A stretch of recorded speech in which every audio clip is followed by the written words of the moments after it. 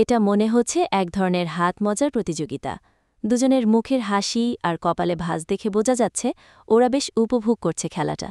আর চারপাশে বন্ধুদের উৎসাহ দেখে পরিবেশটা তো আরোই জমে উঠেছে। এই ধরনের ছোটখাটো প্রতিযোগিতাগুলো বেশ মজাদার হয় আর সবার মধ্যে একটা ভালো উদ্দীপনা তৈরি করে। আজকে আমরা পাঞ্জা খেলা উপভোগ করব।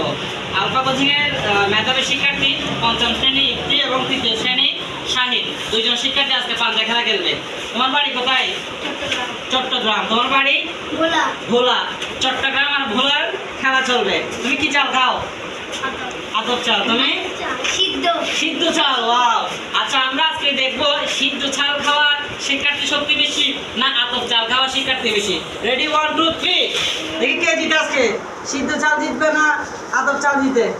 সবাই তালি দাও, সবাই তালি দাও।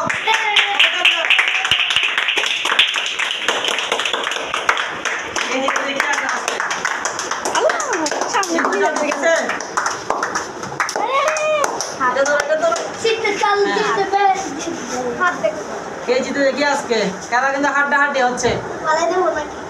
হ্যাঁ হ্যাঁ হ্যাঁ, পারলে ফেলে দাও। সিদ্ধ চাল দিচ্ছে।